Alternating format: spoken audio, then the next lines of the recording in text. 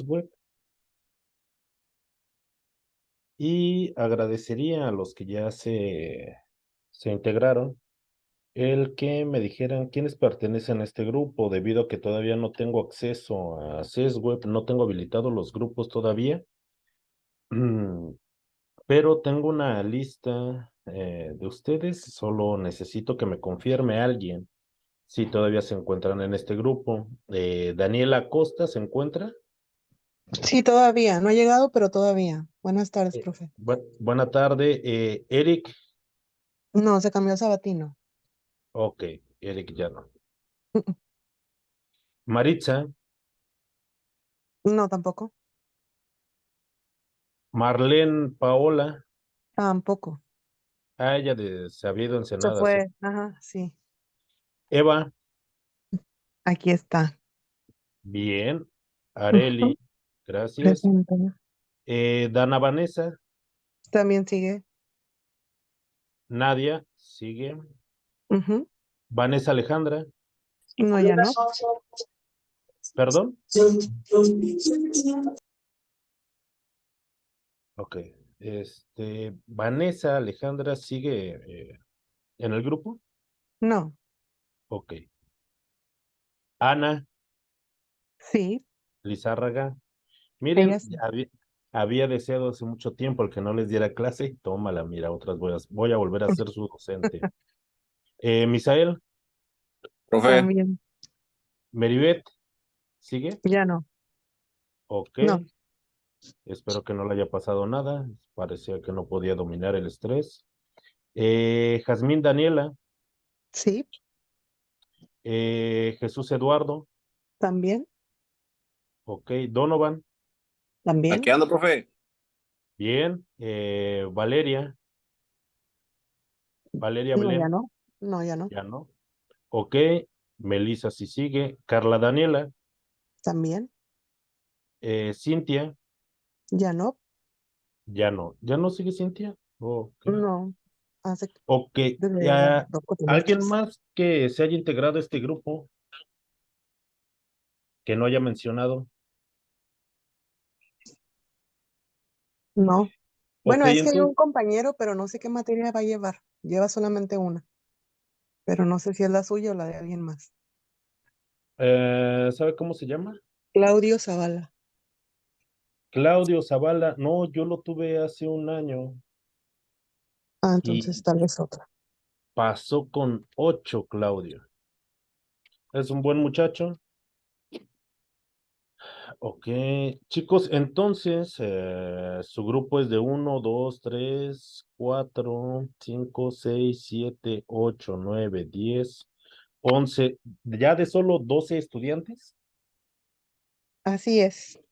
Perfecto. Jazmín, sí, Bueno, le ¿vale? agradezco mucho.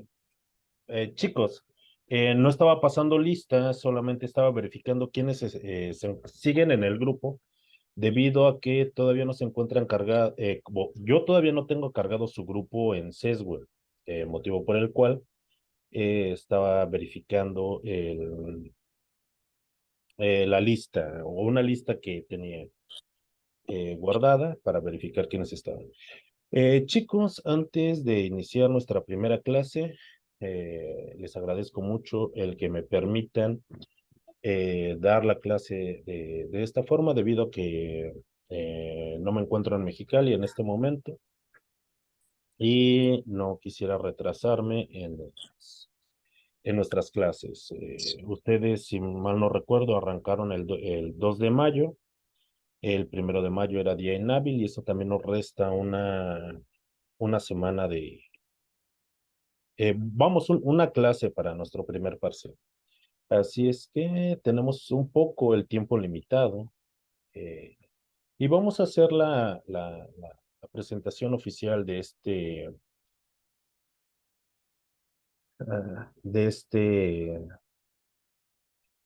de esta clase, chicos. Permítanme un segundo. Jóvenes, nosotros vamos a arrancar con lo que es sistemas de producción alimentaria. Eh, Esta es la única, y espero que sea la única clase a distancia que vayamos a llevar. Todas las demás clases van a ser de forma presencial, todos los lunes de 6 de la tarde a 8 de la noche.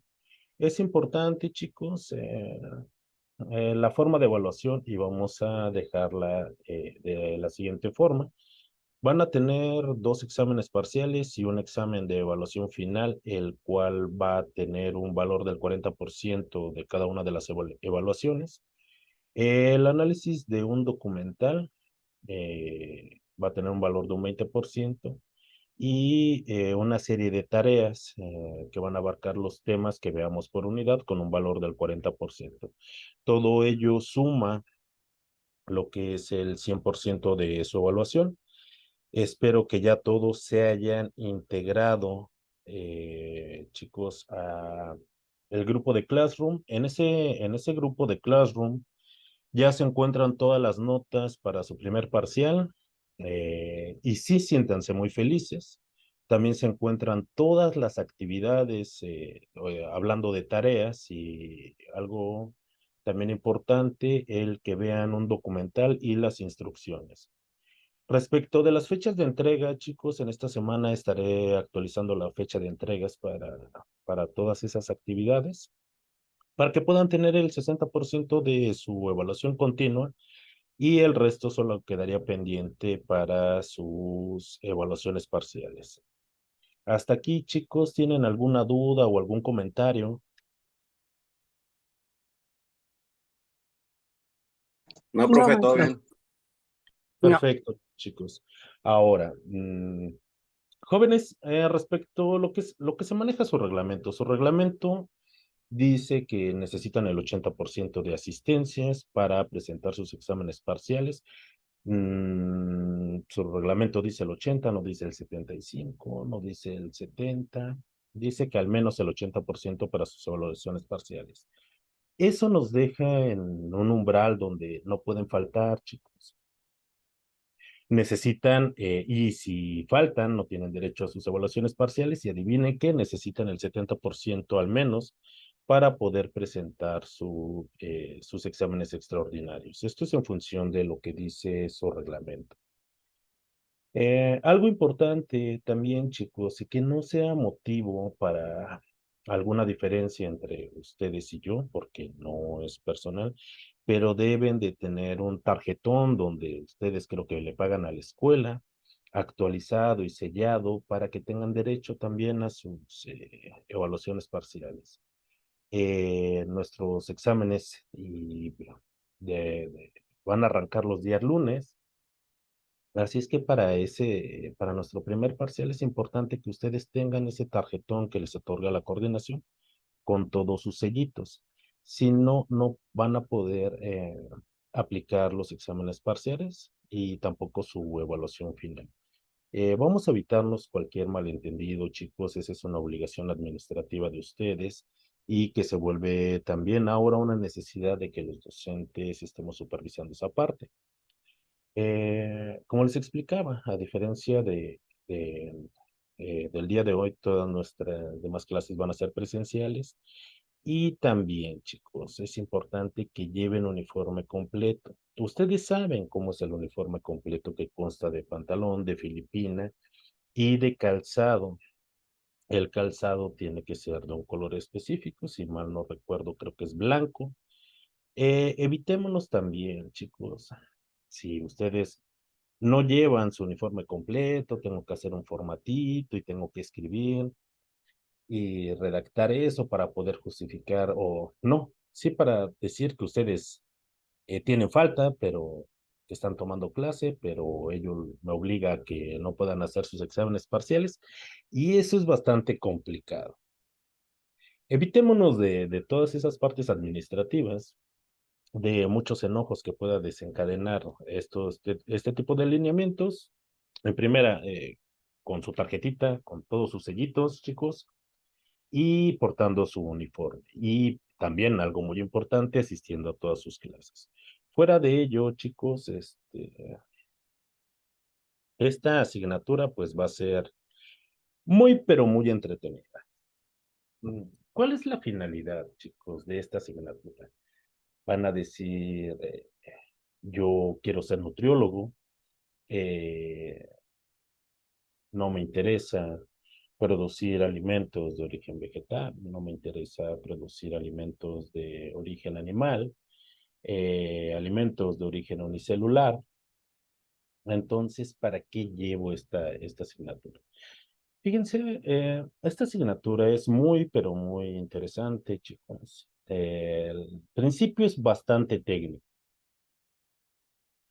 pero tiene como finalidad, chicos, para todos aquellos que estamos dentro del ramo de los alimentos, a ustedes, chicos, una parte muy importante que es desde el punto de vista de la nutrición, el que nos formemos una conciencia de que sí, la enorme cantidad de alimentos que existe en el mundo, pero chicos, también la falta de acceso que gran parte de la población en Mexicali tiene a una canasta básica. Esto es una parte representativa también de lo que tiene nuestro país, de lo que tiene nuestro continente, y veremos que cerca del 40% de las personas en el mundo no tiene acceso a estos alimentos, ¿no? Vamos a ver también algunas tecnologías, jóvenes, y de verdad, chicos, tecnologías increíbles que se aplican para la producción de alimentos. Ustedes son eh, partícipes de un hecho muy importante en la historia de la humanidad que se llevó a cabo el mes pasado, en donde la India supera ya a China en cuanto a la cantidad de personas. La India supera, bueno, hoy el primer lugar en el mundo como el país más poblado con 1,400 millones de personas. Los chinos, creo que son como perdieron por 3 hindús, nada más. Entre China, jóvenes, y la India son como eh, no, como, serían como 4 décimas partes de la población en el mundo, y esas son demasiadas personas que exigen alimentos. China, una de las economías más poderosas y que tal vez en los siguientes años se convierte en la economía más sólida del mundo. La India, como un país en vías de desarrollo, muy próspero, que cada vez se está industrializando más y que también está generando nuevos ricos en el planeta, que también tienen una demanda de una mayor cantidad de alimentos y sobre todo de alimentos de origen animal. Esto pone nuevos retos en cuanto a la producción de alimentos. México pasó de la 13ª potencia económica a la 16ª y tal vez anda bajando y trastabillando un poco por ahí, pero es uno de los principales productores de alimentos. Vamos a ver también y vamos a conocer en esta asignatura la posición que tiene nuestro país en cuanto a la producción de alimentos. Y no solo eso, chicos, vamos a ver parte muy importante que tienen los alimentos, las demandas, la cantidad que México produce, tal vez que importa, desde un punto de vista en cuanto a la producción, desde un punto de vista económico, y vamos a hacer también un énfasis en cuanto a algunos puntos de vista nutricional. En estos puntos de vista nutricional tal vez tengamos algunas diferencias y espero que esas diferencias sean enriquecedoras respecto de lo que ustedes saben y de lo que técnicamente es. Eh, Tal vez algunos datos no les gusten, pero son las realidades que enfrentamos respecto de los alimentos. Algunos mitos y algunas realidades que existen, y vamos a tratar de pulir ese conocimiento. No para que ustedes piensen de una forma determinada, sino para que tengan los conocimientos reales, porque me he topado muchas veces con esta asignatura, jóvenes, muchos miedos que tal vez algunos de sus docentes o algunas de las inclinaciones que nosotros tenemos hacia ciertos alimentos, pero que son erradas. No porque las diga yo, es porque las dicen las Naciones Unidas, es porque lo dice la FAO, es porque está en nuestras normas, es porque técnicamente es correcto, fuera de las inclinaciones que tengamos o no hacia algunos alimentos. Es por ello que se vuelve muy dinámica esta asignatura, bueno, lejos de nuestros primeros temas que son bastante técnicos. Chicos, hasta este momento, ¿algún comentario que no se haya pasado lista? ¿Cómo está el clima? Muy fresco.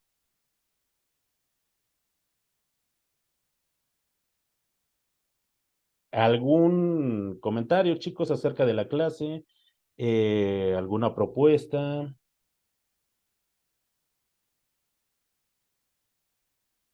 Por mi parte, todo bien, profe. Gracias, Misa. ¿Alguien más, chicos? Bueno. Ok, nuestro chat. Muchas gracias. Ok, chicos. Bueno, vamos a iniciar con nuestra asignatura de sistemas de producción de alimentos. Y para ello, jóvenes, tal vez cuando estábamos en nuestros estudios de preparatoria, en nuestros estudios de nivel básico en secundaria, además de nuestros estudios en primaria, que cuando conocimos los órganos reproductores de las flores, aprendimos del papel que tienen las plantas y después aprendimos un poco más acerca de la bioquímica y de la función que tienen nuestras plantas en nuestros ecosistemas. Sabemos y conocimos que las plantas son organismos productores, son organismos autótrofos. Los animales, como el hombre, somos organismos consumidores, somos organismos heterótrofos. Vamos a ver la clasificación entre cada uno de ellos, pero lo cierto es que las plantas tienen un papel muy dinámico en la alimentación de la mayor parte de los seres vivos terrestres y también que juegan un papel muy importante en los organismos acuáticos. Las plantas tal y como las conocemos ahora, la enorme diversidad de plantas, chicos, son recientes evolutivamente. En la era, jóvenes, en la era animal, nos encontramos en el periodo Cenozoico, en el periodo cuaternario, pero en la era de las plantas que tienen una era distinta, estamos en el Cenofítico y estamos dominados por las angiospermas. ¿Qué son las angiospermas? Las angiospermas se caracterizan más que ser una planta con flor, es una planta con fruto. Eso es algo que apoyan mucho los botánicos y que tenemos hoy en día una diversidad enorme. Tenemos cientos de miles de plantas, tenemos cientos de miles de angiospermas y evolutivamente son muy recientes. En periodos anteriores, dentro de la evolución vegetal, se estaba dominada por gimnospermas, sobre todo en la época del Carbonífero. Hoy en día, gran parte del oxígeno, el 30% del oxígeno que tenemos en nuestro planeta viene de gimnospermas, viene de los bosques australes y bosques boreales. Bienvenido, Donovan.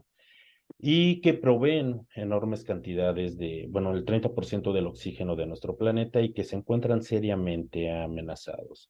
Encontramos, por ejemplo, entre la zona tropical y en el Ecuador, nuestros principales bosques húmedos, nuestras principales selvas, que también es una enorme diversidad de plantas que aún no descubrimos y estamos extinguiendo a un ritmo muy acelerado, muchas que no hemos clasificado sin descubrir. Y también, jóvenes, una enorme diversidad de frutos. Y vamos a ver la clasificación de estas plantas en medida de los frutos que podemos obtener de ellos. Aunque hay una variedad increíblemente grande, también la producción de alimentos se centra en solo algunos de ellos. Y ¿En qué se diferencian y en sí las plantas de los animales? Las plantas se mueven, caminan, sí, hay algunas que sí se mueven. Hay algunos árboles en Panamá que sí se desplazan varios metros al año, realmente sí caminan. Tienen otro tipo de comunicación. En este momento se está determinando una comunicación que tienen, sobre todo las plantas con los hongos, una comunicación química muy interesante, pero apenas se está descubriendo ese tipo de comunicación, ¿no? Una comunicación química que hoy en día no sabemos si es em, cómo funcione, pero realmente es bastante dinámica.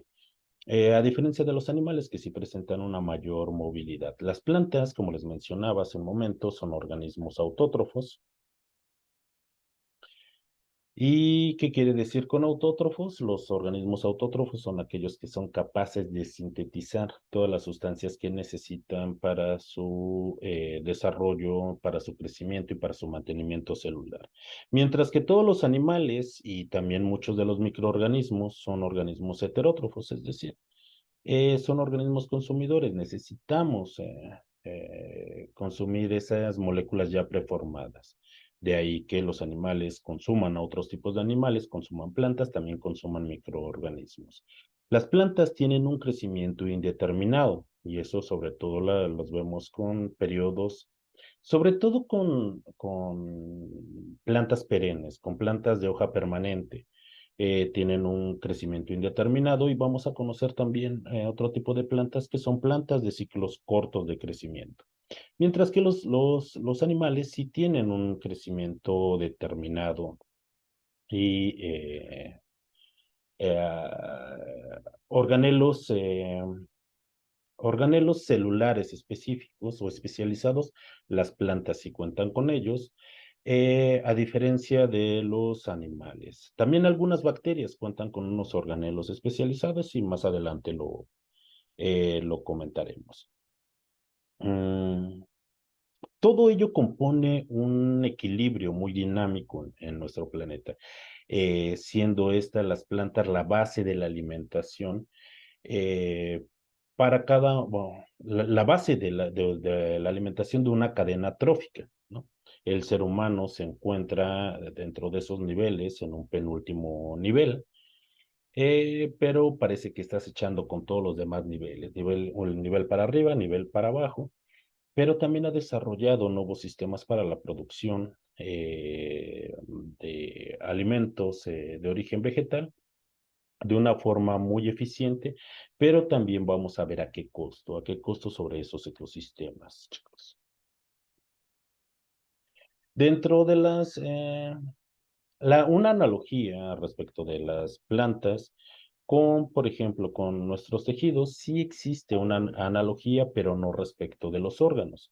Las plantas cuentan con una epidermis de diferentes tipos de funciones que tienen estos tejidos, pero respecto de los órganos, no hay unos órganos equivalentes respecto de los humanos. No cuentan con un sistema circulatorio, no cuentan con un sistema respiratorio, un sistema digestivo, pero cuentan con otro tipo de sistemas muy especializados que tienen este tipo de función.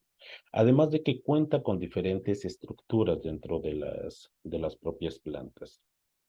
Las plantas son organismos que se encuentran arraigados a su sustrato por un sistema de anclaje, un sistema radicular o un sistema de raíces. Además de que las plantas también cuentan con un tallo, cuentan con un sistema muy dinámico, un sistema fotosintético que principalmente se desarrolla en las hojas y también cuenta con diferentes órganos especializados, con unos sépalos u hojas especializadas que el único fin es una reproducción sexual, una polinización para una transferencia genética. No obstante, las plantas, a diferencia de los animales o de la mayor parte de los animales, pueden cumplir con un tipo de reproducción también asexual. En una reproducción sexual se necesitan dos organismos parentales. Las plantas también tienen este tipo de sistema. pero también podemos reproducir a las plantas por otros sistemas, por sistemas asexuales. ¿Quién de ustedes no ha podido reproducir una planta, por ejemplo, por medio de esqueje o de estaca, dándole los cuidados suficientes para poder enraizar, por ejemplo, una rama de un árbol, sobre todo los árboles frutales, aunque es un proceso un poco lento, es un proceso bastante efectivo. Y este tipo de reproducción también lo pueden llevar a cabo las plantas. Prácticamente todos los animales, por ejemplo, tienen una reproducción de tipo sexual, exceptuando a algunos, por ejemplo, las estrellas de mar. Y ahorita no recuerdo otro animal que también tenga un tipo de reproducción asexual, pues sí, asexual. La mayoría son por este tipo de reproducción. Con ello también nos daremos cuenta de que, por ejemplo, con este tipo de reproducción las plantas tienen una enorme capacidad de regeneración debido a que las células vegetales cuentan con algo que se llama totipotencia. Las células totipotentes que se confunden mucho con lo que son las células madre, que las células madres están en una función de división celular. Nosotros ya conocemos lo que es el proceso de meiosis y de mitosis, y sobre todo cuando existe esta división entre los cromosomas para formar los alelos. Las células vegetales, sobre todo aquellas células que crecen dentro de los meristemos, tienen una cualidad particular que se llama totipotencia. En esta totipotencia, debido al comportamiento de las hormonas u hormonas que se puedan suministrar a este tipo de células, tienen la capacidad de especializarse en cualquier tipo de célula que necesite la planta. Pero esto no implica que la planta o ese tipo de células sean células germinales, que sean células madre. Las células madre, como les dije, vienen de esa fusión de dos organismos parentales, de dos gametos, un gameto masculino, un gameto femenino, que viene de un producto de una fusión y de ahí a una división y especialización celular. No, las células totipotentes es cualquier célula de la planta, pero principalmente en estos meristemos radiculares son células axilares que tienen la capacidad para especializarse en algún tipo de célula de la planta y es un proceso completamente diferente. Con ello me lleva a una pregunta, chicos.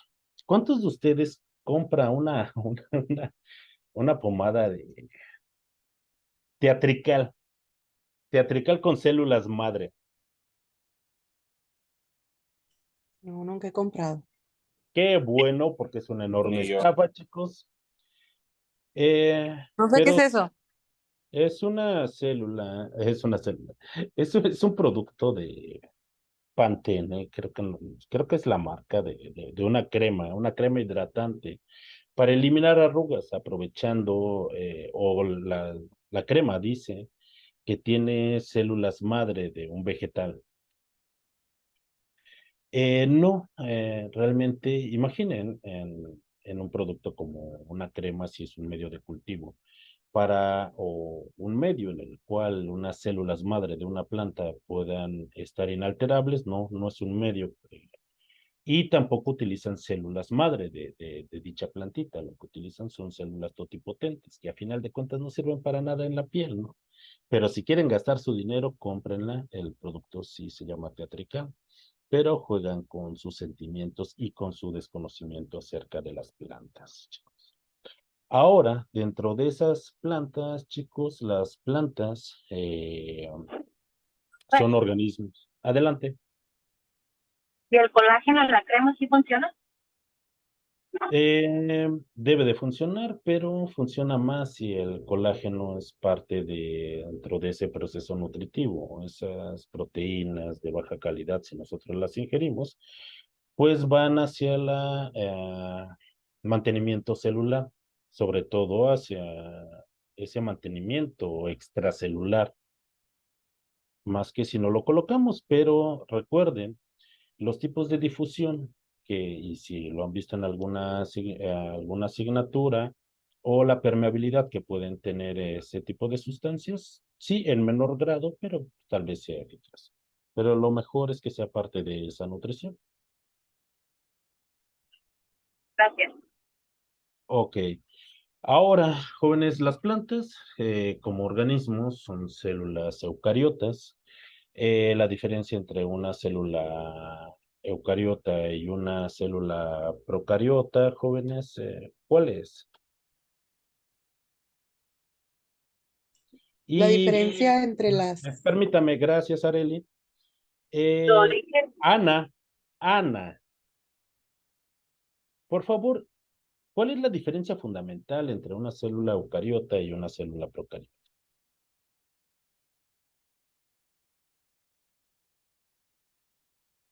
Daniela Verdugo.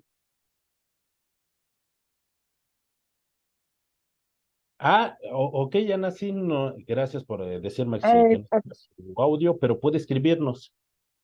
Bien, Mm,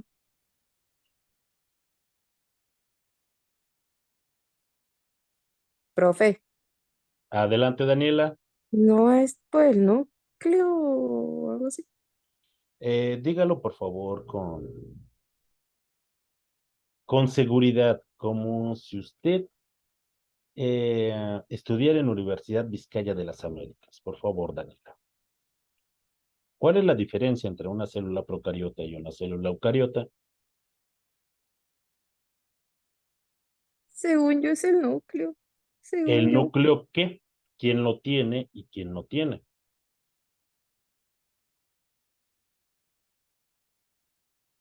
La eucariota es la que tiene el núcleo y la procariota es la que no tiene núcleo.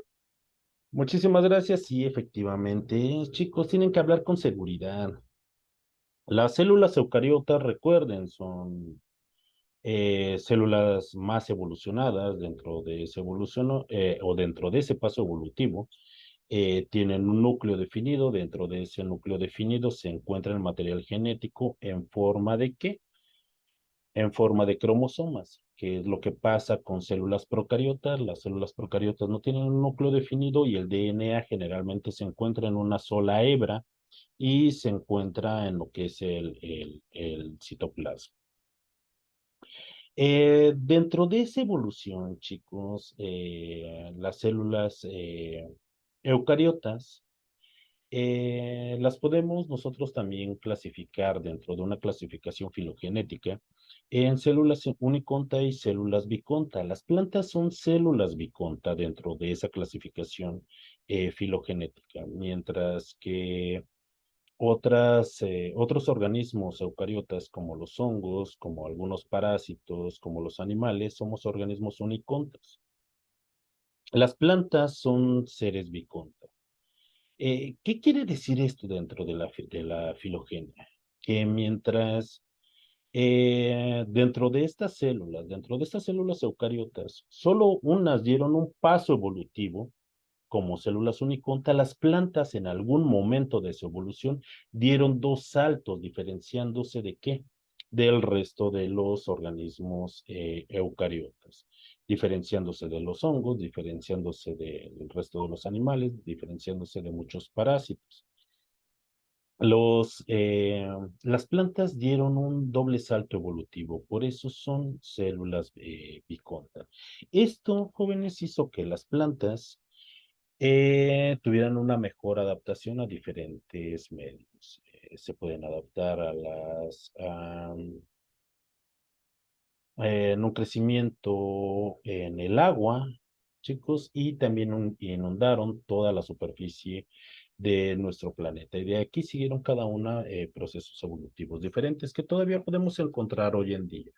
Por ejemplo, hoy todavía podemos encontrar lo que son algunas plantas primitivas como los helechos.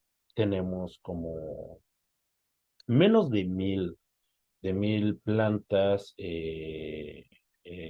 gimnospermas, pero también tenemos cientos de miles de angiospermas y cada vez también esa diversidad es muy provechosa. Es de verdad, es muy diversa la cantidad de plantas que se siguen descubriendo, chicas, y que seguimos modificando, sobre todo para provecho de los humanos. Ahora vamos a ver un poco de esa célula, de esa célula eucariota, lo que es una célula vegetal. Para ello, alguien que no sea Areli, por favor, que me diga cuál es la principal diferencia entre una célula vegetal y una célula animal.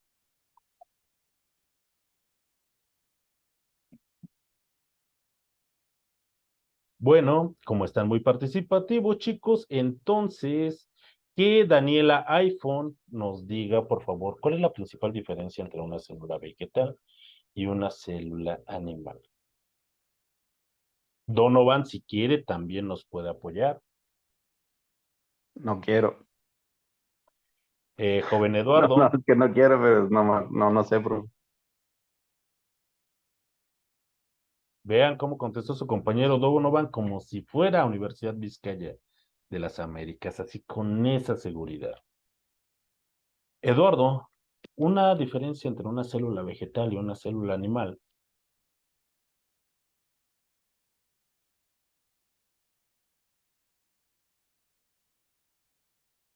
Yasmín, solo una diferencia entre la célula animal y una célula vegetal.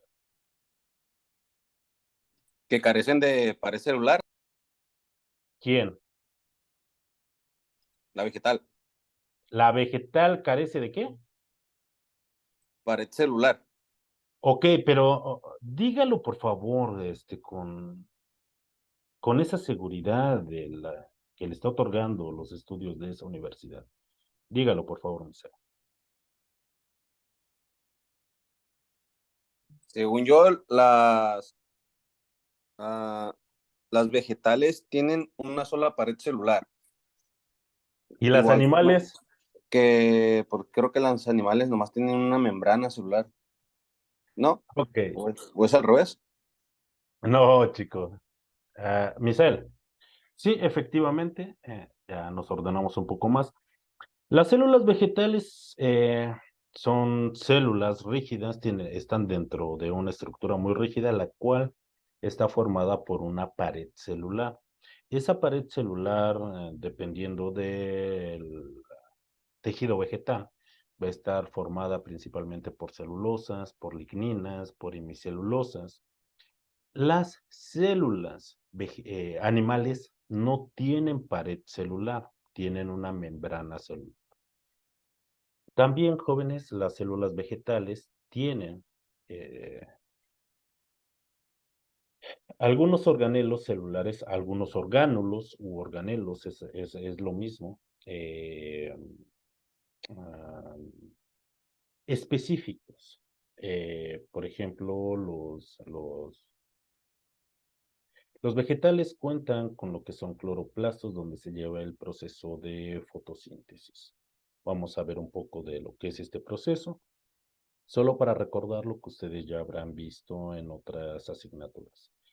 Ahora bien, son los únicos organismos que cuentan con estos orgánulos especializados. No, existen algunas bacterias que tienen un orgánulo parecido, pero estos orgánulos parecidos a los cloroplastos producen algo que se llama bacterioclorofila, que les permite captar esa energía a partir de los cuantos de luz. Un proceso parecido al que tienen las plantas, pero el proceso de las plantas que ocurre dentro de estos cloroplastos, en dos procesos de fotosíntesis, o bueno, en dos procesos en la que se divide la fotosíntesis en un proceso fotosintético 1 y proceso fotosintético 2. Estoy seguro que ustedes ya habrán visto, por ejemplo, el ciclo de Calvin y la fase oscura de la fotosíntesis, en donde se ve esta absorción de la energía.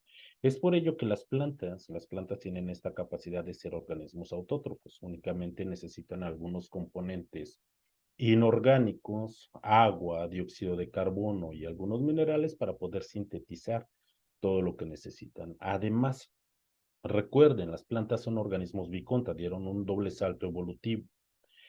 El DNA de las plantas es muchísimo más grande que el de los animales. De hecho, es como 2.5 veces más grande en promedio que el del ser humano y cuentan con toda la información para poder sintetizar todas las sustancias y principalmente las proteínas que se necesitan.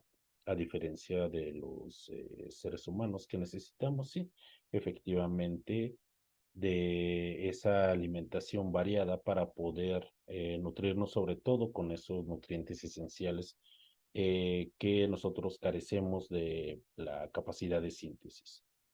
Ahora, dentro de esos orgánulos que conforman la parte de las células de las plantas, que le dan también esa capacidad de totipotencia, pero también eso dependiendo de los estímulos. Eh,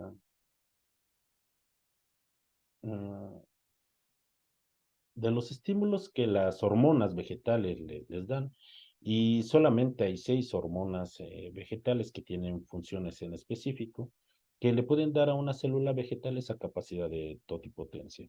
Dentro de los orgánulos que cuentan las plantas, a diferencia de una célula animal, la célula animal no tiene una pared celular o una pared vegetal, que también de esta forma se le conoce. Cuentan con vacuolas, cuentan con cloroplastos, cuentan con características de plastos muy importantes como un tonoplasto, los cloroplastos, los plastodesmos, una parte viva dentro de esa estructura celular rígida y espacios intermembranales muy importantes. Dentro de estas características, chicos, tenemos la parte de la que es el protoplasto, que es el contenido de la célula, sin incluir la pared celular, es estructura rígida que le da esas características de firmeza a las plantas. También cuentan con un apoplasto, que es ese espacio entre la membrana plasmática y el espacio de la pared celular. Muy importante, ¿por qué? Porque ayudan para la captación de esos cuantos y sobre todo para la regulación térmica de las plantas que le permiten esa difusión de agua para una termorregulación.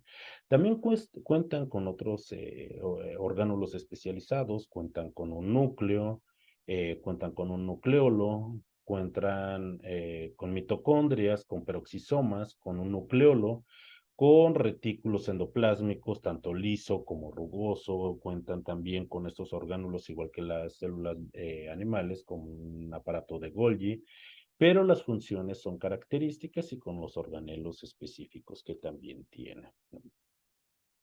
Dentro de estos orgánulos celulares, jóvenes, la mayor espacio que ocupa dentro de una célula vegetal es la vacuola.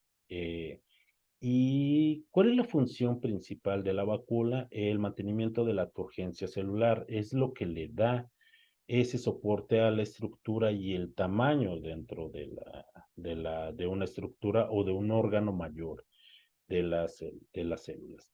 Los cloroplastos son muy importantes porque es este orgánulo especializado que ayuda para la fotosíntesis.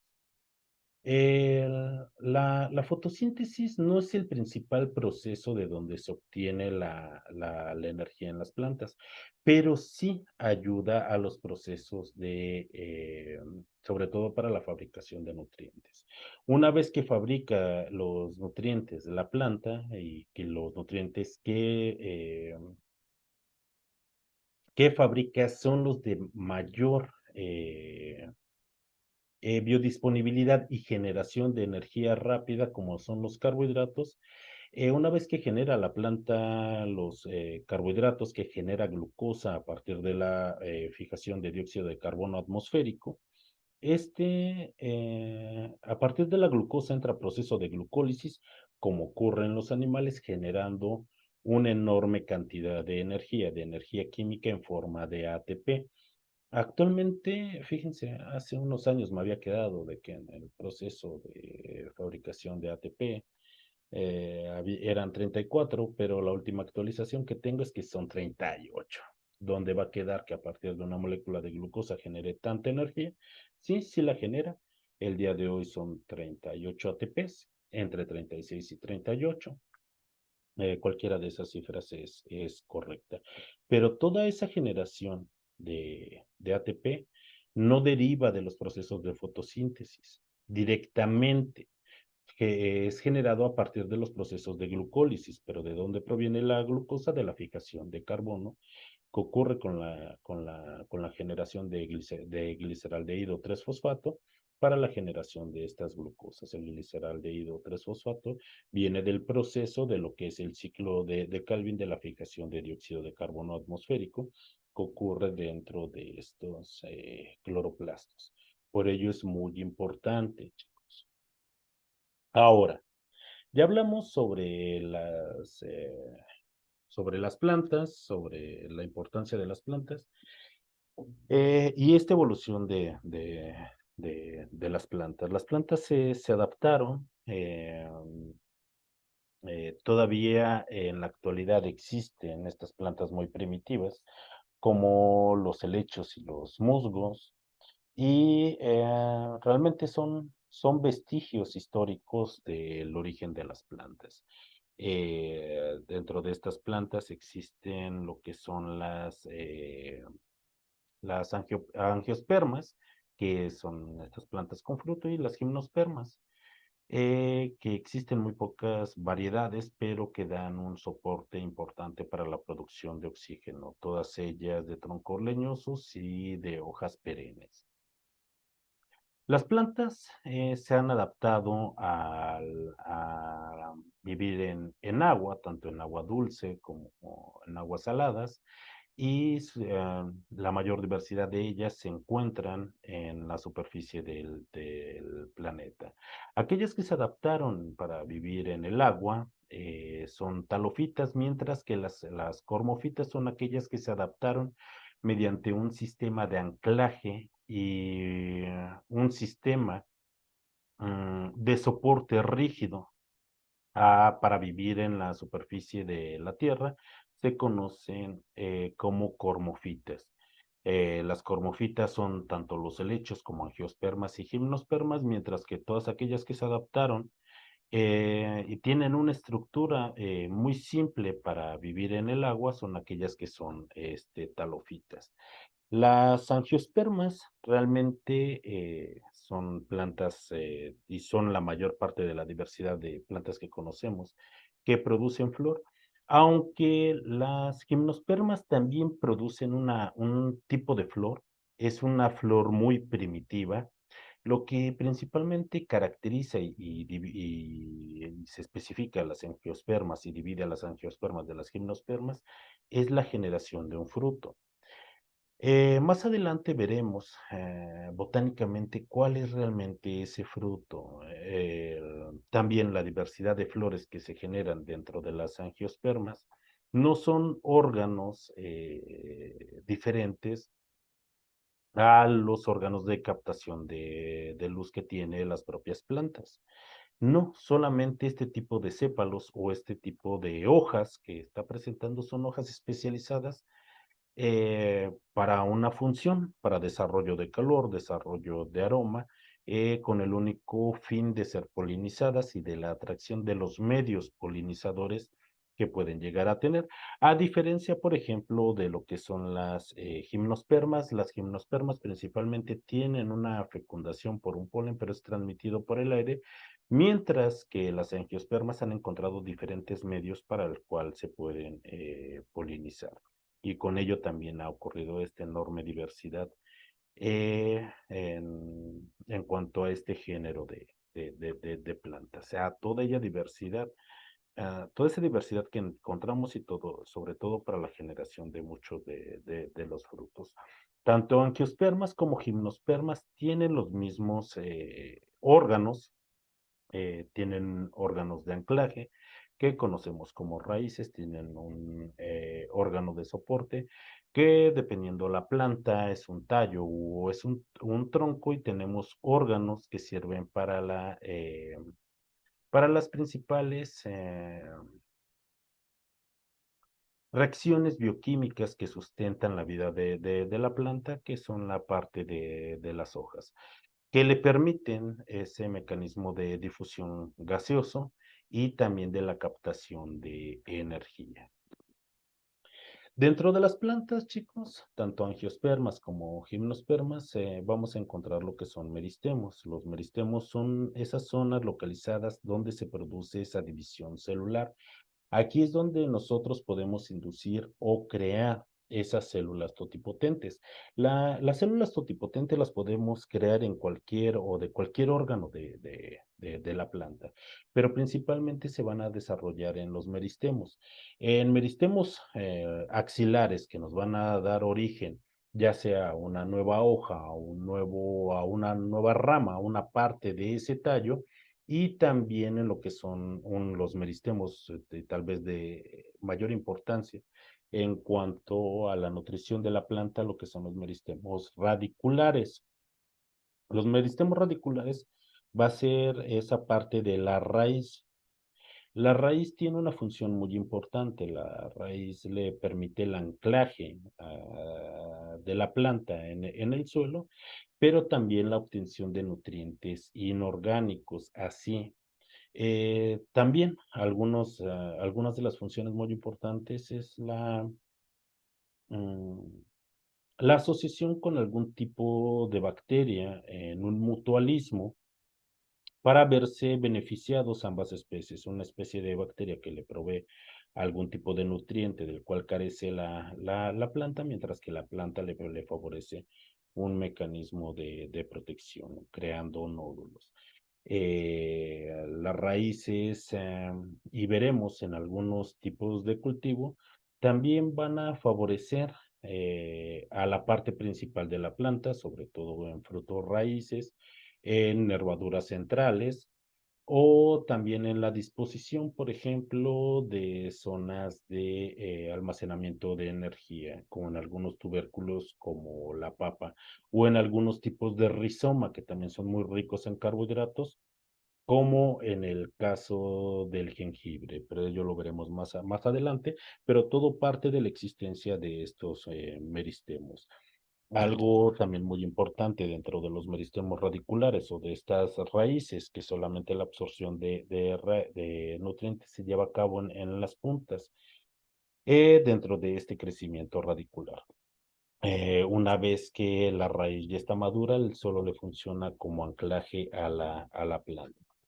Dentro de estos van a tener eh, un sistema de tejidos, de tejidos específicos dentro de la planta que le favorece el crecimiento. Todas las plantas crecen hacia afuera, todas. Dependiendo del tipo de planta y el tipo de epidermis que presenta, pueden desarrollar corchos, pueden desarrollar maderas duras, sobre todo aquellas que son de crecimiento prolongado, que no son de ciclos cortos. Las plantas que son de ciclos cortos generalmente carecen de este tipo de piel que produce un tipo de corcho en el cambio. En el cambio, es una vez que ese epidermis principal pasa a formar una epidermis secundaria y con esto lleva un crecimiento hacia afuera, dotando a la planta de un sistema de soporte mucho más específico. Además de una vez que dentro de ese cambio para la generación de una, una epidermis más gruesa, las epidermis anteriores funcionan como un sistema de distribución de capilaridad para todos los nutrientes y sobre todo para la distribución de agua. Y hasta aquí, jóvenes, terminamos con nuestro primer tema de organografía. Sé que es una parte un poco técnica, pero es importante conocer la parte de citología, de las partes importantes de la célula de un vegetal, porque de aquí partimos, y también de estos tejidos importantes dentro de lo que es una planta. Chicos, ¿hasta aquí tienen alguna duda?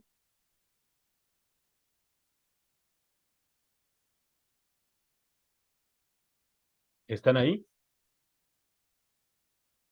Sí, pero no hay duda. profe, no tengo Está- ninguna duda. Sí, profe, pero no me deja Cl- contestar. Claro, no quiero. No quiero, Arely. Chicos, bueno, espero que haya quedado todo claro. Eso quiere decir que se encuentran con todo iniciando su sexto cuatrimestre, ¿verdad? Con todas las ganas y aprendiendo. Se ve que ustedes son alumnos muy dotados de Universidad Vizcaya de las Américas. ¿Y qué dijeron? ¿Ya terminamos clase? No, chicos. Vamos a continuar con nuestro siguiente tema y qué bueno, porque así no vamos a perder parte de nuestras clases. Vamos a continuar, chicos, con el estudio de los tejidos de las plantas. Les repito, esta parte es una parte un poco técnica, pero también es muy interesante. Vamos a ver la parte de los órganos de las plantas. Las plantas sí, y las plantas constan de tres órganos principales, un órgano de anclaje, un órgano de soporte y un órgano para la fotosíntesis, raíz, tallo y hojas. Las hojas se pueden especializar en algo que conocemos en esos sépalos o en esas flores específicas y sobre todo en angiospermas para la generación de frutos. Pero cada uno de estos órganos cuenta con tejidos específicos. Al igual que nosotros, las plantas también cuentan con un sistema dérmico, constituido principalmente por una epidermis. Este epidermis en el cámbium se vuelve más grueso, sobre todo para la generación de troncos o de leñas. También ocurre en arbustos leñosos. ¿Cuál es la principal función de este tipo de tejido? Es una protección contra ataques de parásitos, contra ataques de bacterias, contra ataques de hongos y contra ataques víricos, tal y como ocurre con los animales y tal como ocurre con las demás especies vivas. Y sí, las plantas suelen ser atacadas por hongos, pero también, y lo veremos más adelante, asociaciones con hongos donde se ve favorecida las plantas. Algo que también es importante es de que, al igual que como ocurre con los humanos y como ocurre particularmente, bueno, perdón, con los animales, pero particularmente con el ser humano, también las plantas son atacadas por hongos y si en el ser humano es difícil contrarrestar los efectos que ocurren cuando son atacados por un virus en particular, también ocurre así con las plantas. Las plantas también cuentan con un tejido fundamental y aquí es donde aparece la parenquima y la colenquima. En la parenquima, en el principal órgano donde tiene un recubrimiento es en el tallo y principalmente en las hojas, donde se lleva a cabo la fotosíntesis. En las colenquimas desarrolla, por ejemplo, otras estructuras mm, resistentes para la propia estructura del cuerpo del vegetal. Y va a contar con un sistema vascular. Este sistema vascular es parecido como a nuestro sistema circulatorio, como un análogo al sistema circulatorio, donde tiene funciones particulares lo que es el xilema y el floema, donde su principal función es por medio de capilaridad llevar a cabo la conducción de agua por todo un sistema capilar y no solamente la conducción de agua, sino también la conducción de muchos minerales, para que utiliza la planta estos minerales para la síntesis de proteínas, para la síntesis de grasas, para la síntesis de carbohidratos gracias al transporte y a este tipo de tejidos con los que cuenta también las plantas. Les había mencionado anteriormente, las plantas sí crecen hacia afuera por diferentes sistemas de epidermis secundarios, y estos epidermis o el epidermis primario se vuelve dentro de la planta parte de ese sistema vascular. Dentro de los principales órganos de la planta vamos a tener lo que es, o diferenciados van a ser los tallos y... Adelante, Nadia. Los tallos, chicos, son importantes. ¿Por qué? Porque aquí es donde surge el principal sostén para las hojas. Las hojas, debido a la superficie a la superficie que tienen, o su principal función es llevar a cabo la fotosíntesis y la regulación térmica de las plantas. Chicos, ¿alguien me puede decir, por ejemplo, las características sí, dentro de las características, las principales características de los seres vivos y también las principales funciones de los seres vivos? Yo, funciones. Adelante, adelante, Nadia. ¿Cuáles son las Es principales características? nacer, crecer, reproducirse y morir. ¿Ese puede ser? Dejemos morir. De la vida. Ok. Ok. Ya nos mencionó el crecimiento, ¿ok? Y la reproducción. Esos dos. El nacer y el morir van en la reproducción. ¿Qué otros?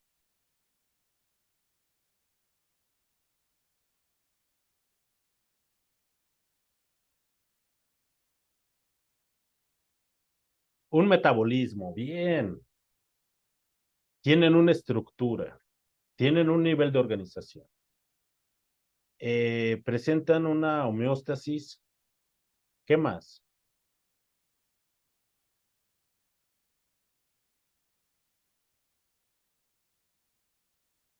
Se adaptan, evolucionan, sufren de estrés. Los seres vivos, chicos, sufren de un estrés o una respuesta hacia el medio.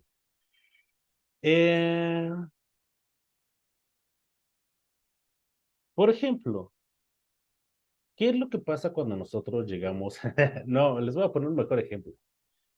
Supongamos que ustedes van al Oxxo saliendo de sus clases el día de hoy y como a las 11 de la noche les sale un tecolín y les dice, no me regala una moneda.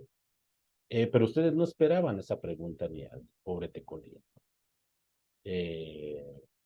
Generalmente los asusta y supongo que siendo más en la noche, ¿no? Una parte de esa respuesta hacia nuestro medio, hacia nuestro entorno. Algo que pasa, por ejemplo, con la mayor parte de los animales que podemos ver en microorganismos cuando nosotros, por ejemplo, cambiamos el tipo de sustrato, modificamos el pH o cambiamos algunas de las condiciones de crecimiento. También sometemos a estrés a los microorganismos, hongos o bacterias. Pero las plantas también tienen un estímulo hacia nuestro medio, tienen Es la irritabilidad. presentan una irritabilidad al medio, chicos. Sí, ¿Y de qué forma se efectúa? pues son estímulos, bueno, respuestas a los estímulos, ¿no? Bueno, yo ¿Cómo vi una cuál? imagen una vez de una plantita, no sé cómo se llama, pero que la tocas y como que se mueve la hojita, pero no sé cómo se llama esa Ok, reacción. sí. ¿De qué otra forma? Las plantas carnívoras también cuentan con sensores y sobre todo para asimilar minerales de los insectos, de los cuales toman como presas. Ah, tal Los vez girasoles, los girasoles tienen una respuesta fotosintética, sí, mecanismos de seguimiento, pero Para la una, flor de Jericho no sería como una de esas tipos de flores que presentan irritabilidad, algo así. ¿Pero qué hacen? La flor de Jericho, fuera de, si no, no la riegas o algo, se cierra y cuando la Ok. vuelves a poner en agua se abre y es la conocida como planta eterna, algo así. Ok, gracias. Y qué bueno que menciona esa planta. Es la única planta a la cual si no la regamos, no le va a pasar nada. Hay otras plantas. ¿Qué es lo que pasa si no eh, le damos suficiente agua a las plantas? ¿Qué es lo que pasa si las sometemos también a temperaturas elevadas? Tal vez el reino vegetal es aquel que tiene una menor irritabilidad hacia el medio y lo más evidente es siempre el estrés hídrico al cual se pueden someter las plantas. Las plantas también tienen un metabolismo y si no tienen un sistema de regulación apropiado, sobre todo cuando no están protegidas de las inclemencias de las temperaturas que se pueden alcanzar y de la cantidad de agua que pueden tener, pueden elevar su temperatura por arriba de hasta 10 grados más de su temperatura normal y pueden llegar a morir. Lo mismo que pasa con el ser humano, pero el ser humano ya 2 grados o 3 grados arriba ya se están fundiendo las neuronas, mientras que las plantas tienen un valor de tolerancia mayor, pero es el principal estrés al cual se pueden someter las plantas. Y bueno, entendiendo y continuando con nuestra clase, el tallo, la función principal es la de sostén para otros tipos de órganos, como son las hojas, las flores, y que también sostiene al fruto de la fecundación de estas flores. Los tallos, una vez que la planta se empieza a desarrollar desde una plántula, pueden medir desde algunos centímetros hasta varias decenas o cientos de metros. De hecho, por ejemplo, las secuoyas californianas, creo que hay una que mide como 130 metros. Los baobabs también son muy altos y un tronco muy grueso. Y México cuenta también con el árbol de mayor diámetro en el tronco de todo el mundo, ¿no? Esa es la principal función que tienen los tallos. Las funciones que tienen las hojas es para la regulación de la temperatura y regulan esos procesos de transpiración y de difusión. Y también, debido a su especialización, es donde se llevan a cabo principalmente los procesos de fotosíntesis, aunque también en el tallo se llevan a cabo, pero en las hojas es el órgano que está destinado para este tipo de proceso. El siguiente órgano es que cuenta en el sistema radicular, es la raíz. La raíz, su principal función es ese sistema de anclaje y lo siguiente es proporcionar nutrientes a la planta. Claro que tiene algunas funciones secundarias, como las que les comentaba, asociaciones con algunos microorganismos y también la captación de minerales. Pero la captación de estos minerales también, más adelante vamos a ver que depende, pues, por ejemplo, del pH, de la característica de los minerales y del tipo de suelo. El tipo de suelo también es muy importante. La actividad humana ha hecho de que los suelos ya no tengan el, eh,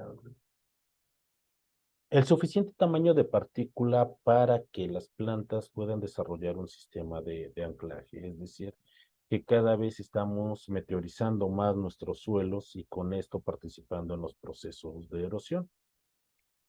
Esto sí repercute mucho para la producción de alimentos y sobre todo para la diversificación de la vida vegetal, pero el ser humano ha sido tan creativo que ha llegado a producir y eficientar los procesos de crecimiento de las plantas sin un sostén, eh, sin la participación de la raíz en este sistema de sostén, pero sí en la participación en el sistema de distribución de nutrientes inorgánicos. ¿De qué sistema estoy hablando? Estoy hablando, por ejemplo, de la hidroponía.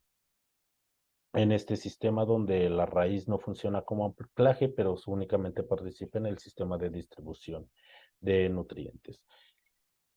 La absorción se produce cerca de las puntas de estos meristemos radiculares, únicamente en las puntas, y como les mencionaba, cuando ya están maduras, funciona como un sistema de fijación y excelentes sistemas de fijación. Pero debido a los suelos que ya están extremadamente meteorizados, a veces es muy difícil que las plantas se puedan fijar en ese tipo de suelos. ¿Qué es lo que hablo cuando digo en estas condiciones edafológicas de una meteorización del suelo? Es que el suelo no solamente tenga partículas finas, sino, hablando del tamaño de partículas, hablamos de talcos. Por ejemplo, si vamos a las playas de San Felipe, el arena es bastante gruesa, incluso hasta llega a lastimar los pies. Vemos que el tamaño de partícula es muy, muy grande. Imaginen que nos manchamos nuestras ropas con ese tipo de arena. Pues sí, las podemos sacudir y nos podemos retirar la mayor parte de ella. Pero ¿qué es lo que pasa cuando en las calles de nuestras colonias, por ejemplo, o en terracerías, en caminos vecinales donde no están pavimentados esas calles? No sé si han visto que el suelo se empieza a volver talco. Ese tipo de tierra que si manchamos nuestras ropas es increíblemente difícil el poderlo quitar. ¿Por qué? Por el tamaño de partícula. Esa es meteorización del suelo, y ese fenómeno hace que en las raíces no puedan fijar un sistema de anclaje, puesto que estas partículas tan finas no le proveen a la planta de un sistema de soporte para que puedan anclarse las pobres plantitas. Y en las hojas llevan un sistema de difusión de agua, un sistema, aquí se lleva un sistema de transpiración, y también los órganos específicos para que se lleve a cabo el sistema de fotosíntesis. ¿Dónde se lleva a cabo el sistema de fotosíntesis? Bueno, dentro de los cloroplastos, dentro de las células vegetales. Las flores. Las flores son una característica particular de lo que son las angiospermas, pero las gimnospermas también la presentan. Una flor muy primitiva, pero la presentan, donde también desarrollan el polen. Pero en angiospermas, ¿cuál es la función particular? La generación de un fruto. Y esa diversidad de frutos es lo que ha permitido también la diversidad y la especialización en cuanto al consumo de diferentes animales, siendo la base de la alimentación para prácticamente todas las especies en la superficie de nuestro planeta. Las flores se componen de sépalos, de pétalos, de estambres y carpelos, pero todas estas siguen siendo hojas de la planta, son simplemente sépalos especializados, se especializan en sistemas reproductores y en otro tipo de sistemas con una función en específico para las plantas, como la producción de algunos aromas, la atracción de organismos polinizadores, ya sean mamíferos, sean aves, otros tipos u otros insectos, que sean capaces de transportar ese polen a otra planta de la misma especie.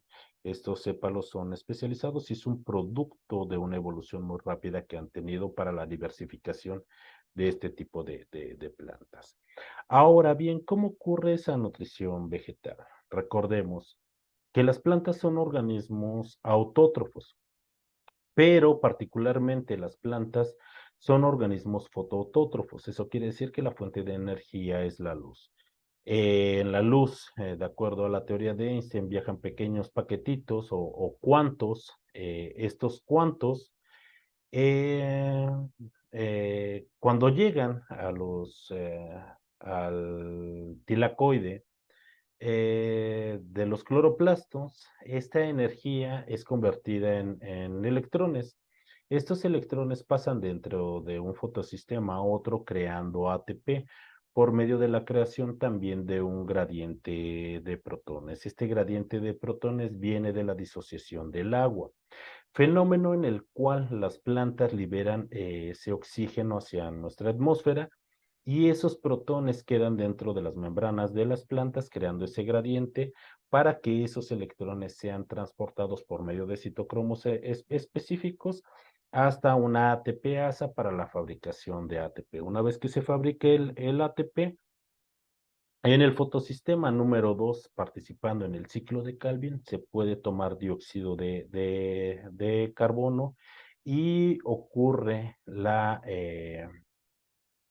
fijación de carbono inorgánico para la formación de moléculas orgánicas de carbono. Dentro de los organismos autótrofos también hay organismos quimiautótrofos. De estos, algunas bacterias son organismos quimiautótrofos o son organismos quimiolitotróficos. Son aquellas en las que completan o la absorción de su energía viene por otro tipo de procesos. De aquí algunas bacterias oxidantes del hierro, algunas, por ejemplo, oxidantes de azufre, generalmente son extremófilas y también tienen la capacidad de la fijación del dióxido de carbono atmosférico. El resto de los seres vivos, independientemente del linaje o el reino del que provengan, somos organismos heterótrofos. Hay algunos organismos que son fotoheterótrofos, que pueden captar su energía por medio de la luz, como algunas bacterias, que cuentan con una sustancia que se llama bacterioclorofila, pero aún así su principal fuente de nutrición son por compuestos orgánicos ya preformados. Y el resto de los organismos, como son los hongos, prácticamente el 98% de las bacterias y los animales, somos organismos quimioheterótrofos, es decir, nosotros consumimos sustancias orgánicas ya preformadas. ¿De dónde las obtenemos? ¿De dónde obtenemos ese tipo de sustancias? A partir de los nutrientes. ¿Y los nutrientes de dónde los obtenemos? De nuestros alimentos, ya sean de origen vegetal, de origen unicelular o de origen animal. Pero necesitamos forzosamente esas sustancias orgánicas ya preformadas para poder soportar nuestra nutrición. ¿Para qué? Para un crecimiento y desarrollo dentro de ese anabolismo o para la fabricación de energía química a través del catabolismo. Por eso es que nosotros necesitamos entre 9 y a veces 10 de esos aminoácidos esenciales. Necesitamos esos ácidos grasos, pero nuestra principal fuente de energía proviene de los carbohidratos. Ok. Las plantas entonces, a partir de la luz, aprovechan esa energía para la fijación de dióxido de carbono. Necesitan agua.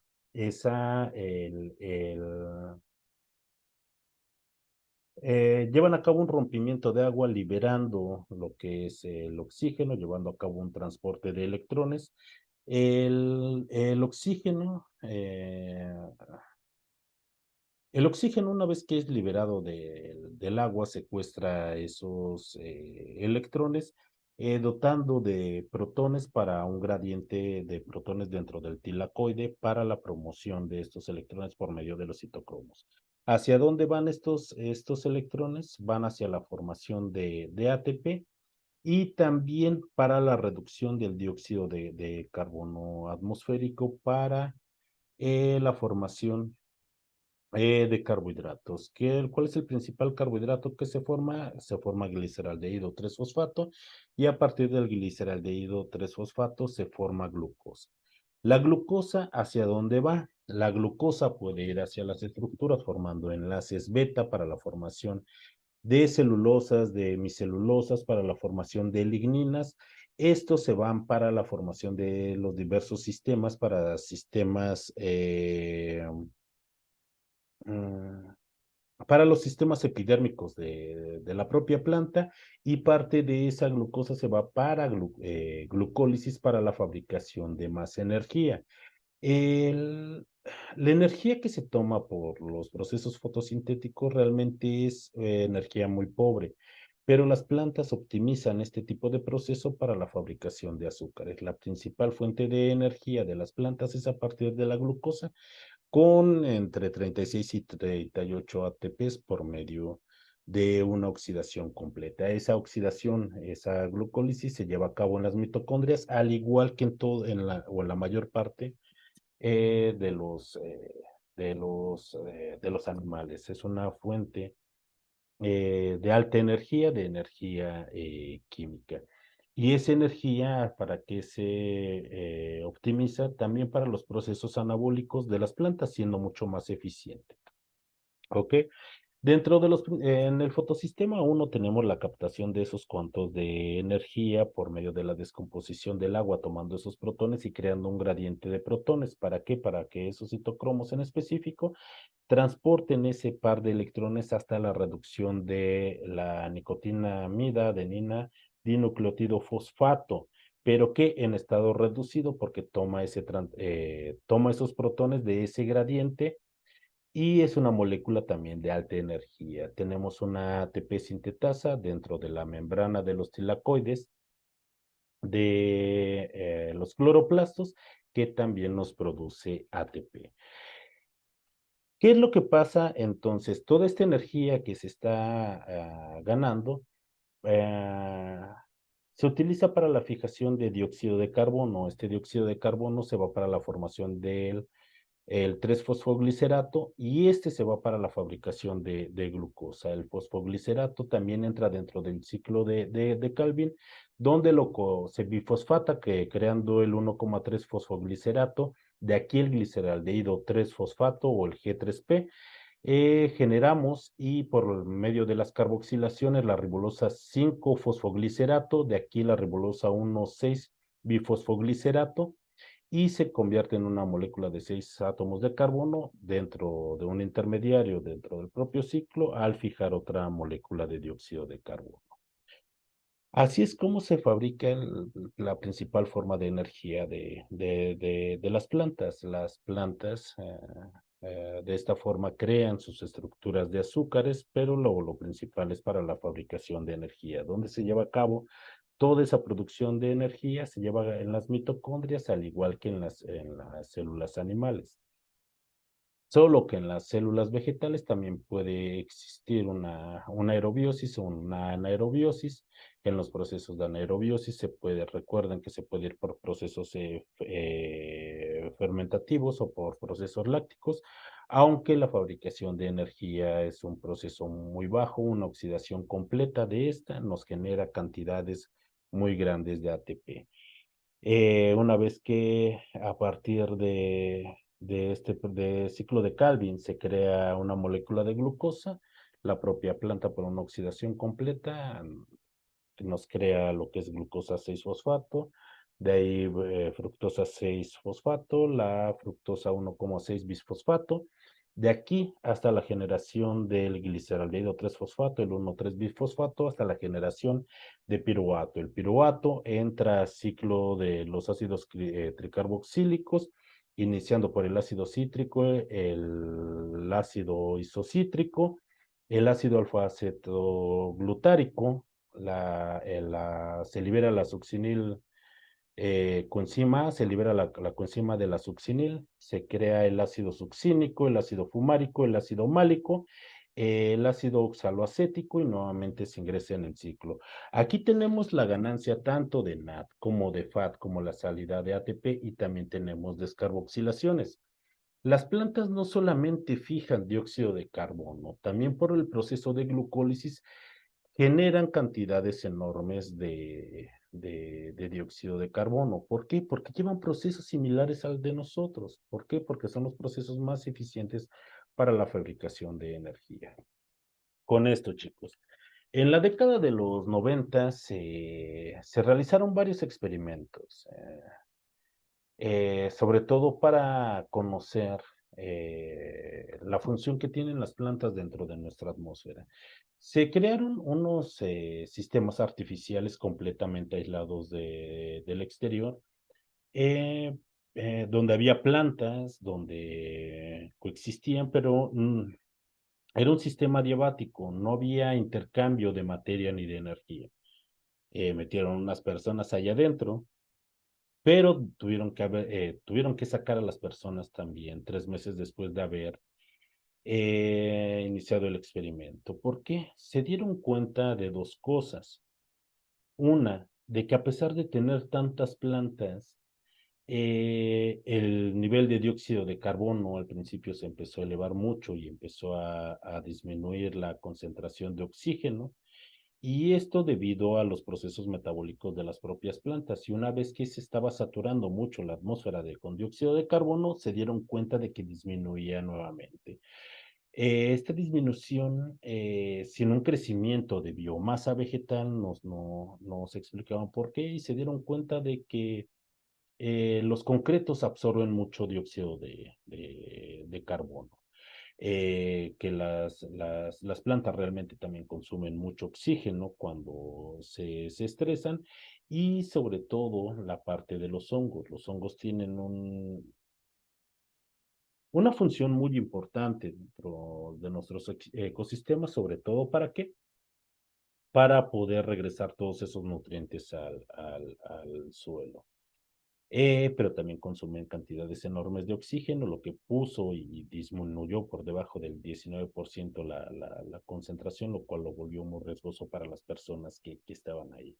Ahí se observa que también las plantas consumen oxígeno, también lo brindan, pero siguen siendo organismos vivos y tienen los mismos sistemas metabólicos que nosotros tenemos para la creación de energía.